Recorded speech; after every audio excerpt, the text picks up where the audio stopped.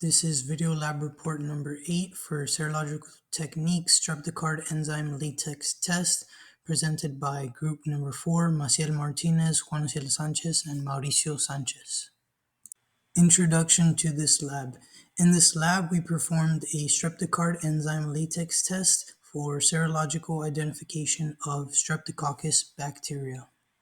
The materials necessary to perform this lab experiment were centrifuge tubes, Streptococcus sp bacteria, BBL extraction enzyme, test latex, Pasteur pipettes, mixing sticks, and a reaction card. The procedure performed for this lab experiment is as follows. Select 2 to 5 colonies of Streptococcus bacteria and emulsify in the BBL extraction enzyme. Then, incubate the tube for 10 to 15 minutes at 37 degrees Celsius, then remove it and allow it to cool to room temperature.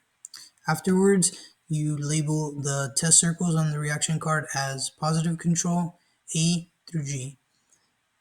Step number 4 is dispense 1 drop of test latex onto a separate circle on the reaction card. Then use a Pasteur pipette to add 1 drop of extract to each circle. And using the mixing sticks for each circle, so using different mixing sticks for each circle, not using the same one for each one, you will spread the mixture over the entire area of the test circles. And finally, you will gently rock the card for 1 minute and observe for agglutination and determine the results. After adding the drops of extract to the reaction card circles, we observed for agglutination, and these are some of the observations that we saw. For the Streptococcus pyogenes reaction card, in the A plus circle, we saw agglutination. For the A circle, we saw some specks, very little, not really anything. For B, same thing. For C, T, and F, we saw nothing. And for G, we saw clear agglutination. And for the Streptococcus agalactae reaction card, for A+, once again, we saw clear agglutination. For the A circle, we saw nothing. For the B circle, we saw clear agglutination. And for C, D, and F, there was nothing. And for G, there was agglutination. Now we will look at our results. Here on the left, we can see on this image on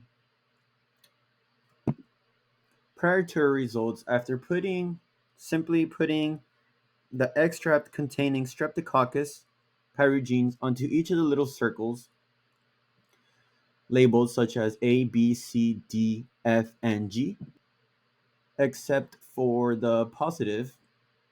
Here we simply inserted a drop of the positive control, which contained Streptococcus, and just simply to tell us that there is Streptococcus antigens present, as we will see on the results on the image to the right in a bit.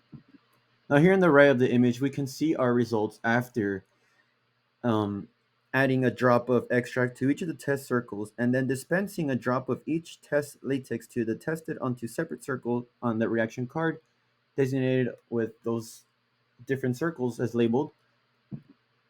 Beginning with the positive or control, we had an issue, so we performed that control circle onto the bottom right corner on number 10. Here we can see that inoculation did occur, thus telling us that there is the presence of S. pyrogenes antigens in the sample. Now looking at A, we got some minor clumping, but this does not directly and tells us that there is inoculation occurring. So this is a result of a negative result. B also resulted in a negative result, as well as C, D, F. But if we look at G, here we can see that there is a very strong ovulation occurring. So G does have those S pyrogene antigens in the sample, thus creating the ovulation and telling us that the Streptococcus pyogenes is detected, and that is why there is a positive result. And so more in depth of how the ovulation occurs is if the antigens are present in the sample, they will bind to those antibodies that we put from the latex particles and thus causing that clumping. The clumping reaction serves as a positive indication of the presence of S pyrogenes in the sample. Next, we performed the same test for detecting the presence of Streptococcus agalactiae. Here on the left, we can see what a, what our Streptocard looked like before the results, and to the right here, we can see of those results. Beginning with the positive, here we can see how we added the control of the positive drops and then adding the antigen A, and here we can see that a strong agulation or clumping did occur. This positive result suggests that the presence of S. agalactiae antigens is in the sample. Now looking at the rest of our other antigens, A, B, C, D, F, and G, the ones that resulted in the positive test were only antigens B, or antibodies B, and G. We can see that strong ovulation or clumping in B and G. And so this test functions by detecting the presence of those specific antigens associated with Streptococcus agalactiae. The process involves mixing the sample, of course, that we did of containing S. agalactiae antigens with the latex particles that have been coated with antibodies targeted against these antigens.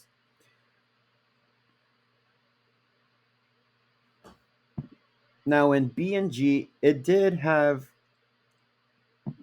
those antigens present, and they did bind to the antibodies on the latex particles, thus cause that visible ovulation and clumping, thus giving us a positive indication of the presence of S. galactiae in the sample.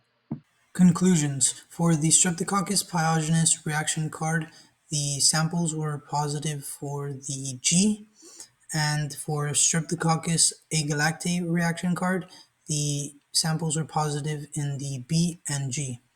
This means that the bacterial samples, the antigens in these samples were specific to antibodies on the latex particles for that group.